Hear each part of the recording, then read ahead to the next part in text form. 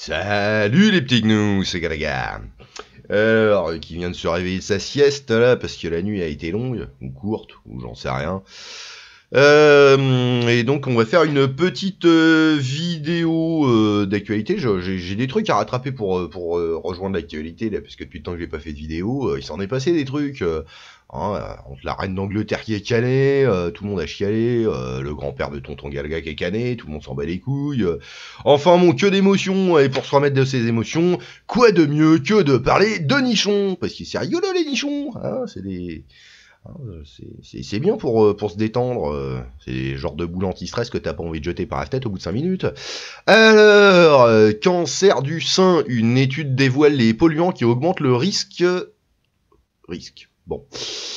Publié le 10 octobre 2022 à 12h10 sur francesoir.freux. Alors, lundi 3 octobre ont été publiés des résultats d'une étude qui vise à clarifier l'association entre les risques du cancer du sein et l'exposition chronique à faible dose à 8 polluants atmosphériques, et des polluants présents dans l'air ambiant. Octobre est le mois de sensibilisation du cancer du sein, une maladie de plus en plus fréquente chez la femme, 58 500 nouveaux cas en France en 2020. Alors que l'exposition à des polluants environnementaux et à des perturbateurs endocriniens est connue comme cancérogène pour l'homme, les données de la littérature sur leurs effets sur le cancer du sein étaient à ce jour discordantes ou présentaient un certain nombre de limites méthodologiques. Pour clarifier cela, l'étude de Xener visait à étudier l'association entre le risque de cancer du sein et l'exposition chronique à faible dose à 8 polluants ayant des propriétés xéno- et œstrogènes, comme les dioxines BAP, PCB, cadmium, ainsi que les polluants auxquels les Français sont exposés quotidiennement. Les particules PM10 et PM2,5, évidemment, bah oui, bien sûr. Le dioxyde d'azote et l'ozone. Alors, l'amélioration de la qualité de l'air pourrait contribuer à la prévention du cancer du sein. Les scientifiques ont identifié 5 polluants qui augmenteraient significativement le risque de développer un cancer du sein.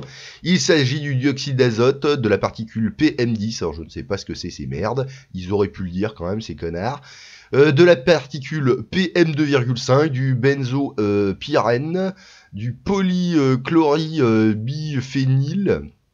Avec les noms, t'as compris que c'est chimique. Hein. Bon... Selon les chercheurs, la réduction des concentrations des polluants de l'air en France pourrait contribuer à la prévention du cancer du sein. Bah ouais, faut préventionner hein, quand même. Bon, et tant qu'on y a parlé de nichons, on a des microplastiques détectés dans le lait maternel humain. Alors c'est un article trouvé sur Wikistreak qui date du 12 octobre 2022. Une nouvelle étude a détecté pour la première fois des microplastiques dans le lait maternel humain, suscitant des inquiétudes quant aux effets toxiques potentiels et à l'impact sur la santé qu'ils peuvent avoir sur les nourrissons. Oui, on peut se demander. Alors, c'est quoi leur étude là? J'aimerais bien voir. Bon. Les chercheurs de l'étude ont trouvé des microplastiques composés de polyéthylène, de chlorure de polyvinyle, donc PVC, et de polypropylène. Alors le polyéthylène, c'est les bouteilles de flotte qui sont faites avec ça, il y en a partout, hein. Que ce soit polypropylène, PVC et polyéthylène, c'est des trucs qui sont plus utilisés. Le polyéthylène, c'est les bouteilles d'eau, c'est les tuyaux d'adduction d'eau. Quand c'est pas du cuivre, c'est soit du multicouche, et je crois que c'est du polyéthylène, et quand c'est les tubes souples là, c'est du polyéthylène.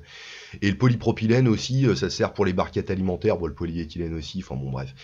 Et PVC pareil, donc c'est vraiment les plastiques qu'on consomme le plus quoi. Donc les microplastiques sont des particules plastiques extrêmement petites, merci, composées de mélanges de polymères et d'additifs fonctionnels. La majorité des microplastiques sont libérés involontairement dans l'environnement lors de l'élimination et de la décomposition de produits de plastique plus volumineux ou de déchets industriels, mais ils sont également fabriqués délibérément et ajoutés à des produits tels que les gommages pour le visage. Oh putain. Les chercheurs de l'étude ont prélevé des échantillons de lait maternel auprès de 34 nouvelles mères en bonne santé qui allaitaient une semaine après l'accouchement à Rome, en Italie. Leur lait a ensuite été analysé par microspectroscopie Raman, qui a révélé la présence de microplastiques dans 26 des 34 femmes. Ah. Et d'accord, ok.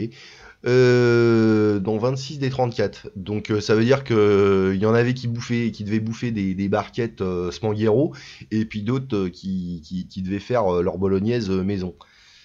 Enfin, j'imagine, hein. Oui, parce que quand tu bouffes de la barquette, à mon avis, tu dois bouffer du plastoc avec, hein. Les chercheurs ont enregistré la consommation d'aliments et de boissons dans les emballages plastiques et de fruits de mer, hein. Les emballages plastiques et de fruits de mer, d'accord, bon. Ainsi que l'utilisation de produits de soins personnels contenant des composés plastiques. Ils n'ont toutefois pas trouvé de relation significative entre les deux, ce qui, selon eux, suggère que l'omniprésence des microplastiques rend l'exposition humaine inévitable. Génial. Les chercheurs ont souligné une étude précédente qu'ils avaient menée en 2020 et qui avait trouvé des microplastiques dans les placentas humains, bah putain, carrément, et ont déclaré que cette découverte, couplée aux dernières découvertes de microplastiques dans le lait maternel humain, représente une grande préoccupation car elle a un impact sur la population extrêmement vulnérable des nourrissons. Bah ouais, sans déconner. En fait, les produits chimiques éventuellement contenus dans les aliments, les boissons et les produits de soins personnels consommés par les mères allaitantes peuvent être transférés à la progéniture, exerçant potentiellement un effet toxique, ont écrit les auteurs de l'étude. Il est donc obligatoire de redoubler d'efforts dans la recherche scientifique pour approfondir les connaissances sur l'atteinte potentielle à la santé causée par l'internalisation et l'accumulation de microplastiques, en particulier chez les nourrissons, et pour évaluer les moyens innovants et utiles de réduire l'exposition à ces contaminants pendant la grossesse et l'allaitement, ajoutent les chercheurs. Les avantages de l'allaitement maternel l'emportent sur les inconvénients. Valentina Notar-Stefano de l'Università Politecnica del Marche à Ancône, en Italie, a déclaré au Guardian qu'il était crucial de trouver des moyens permettant aux femmes enceintes de réduire leur exposition à des contaminants tant pendant leur grossesse que pendant l'allaitement. Et peut-être avant et après aussi, ça peut être pas mal, hein. Toutefois, elle a souligné les avantages de l'allaitement qui, selon elle, l'emportent sur les inconvénients causés par la présence de microplastiques polluants. Des études comme la nôtre ne doivent pas réduire l'allaitement des enfants, mais plutôt sensibiliser le public afin de faire pression sur les politiciens pour qu'ils promeuvent des lois qui réduisent la pollution, a déclaré Madame Notar-Stefano. Nous aimerions conseiller aux femmes enceintes de veiller davantage à éviter les aliments et les boissons emballés dans du plastique, les cosmétiques et le dentifrice contenant des microplastiques ainsi que les vêtements en tissu synthétique. D'accord, ils en mettent aussi dans le dentifrice. Ok, ah oui, ça doit être le côté un peu abrasif du truc. Bon, moralité, si vous voulez un truc abrasif, prenez de l'argile verte en poudre, ou alors, et puis si vous voulez vous blanchir les dents, prenez du bicarbonate alimentaire, ça sert à tout, c'est génial. Alors, ces dernières conclusions font suite à une autre étude publiée dans la revue American Chemical Society en décembre 2021, selon laquelle les bébés pourraient avoir au moins 10 fois plus de microplastiques dans le corps que les adultes. Oh là là là là. Si ça se trouve, ils en mettent dans le lait maternisé aussi, donc... Ah là là là. Alors, les chercheurs de cette étude ont noté que les nourrissons se déplacent à quatre pattes sur les tapis qui contiennent généralement des microplastiques transférables. Ah oui, effectivement.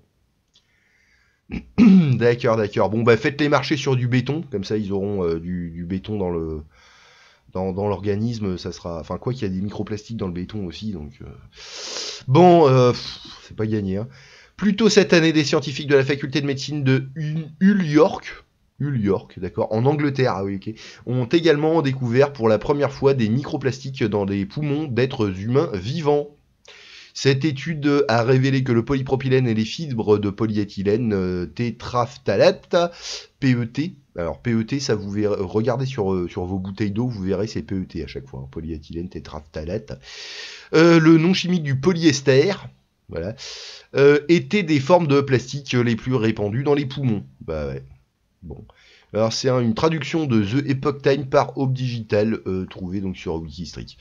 Voilou, voilou, bon c'était sympathique tout ça, moi qui pensais que parler de nichon ça me détendrait, je suis pas sûr que ça ait bien marché. Mais bon, allez, bisous bisous les petits gnous, amusez-vous bien.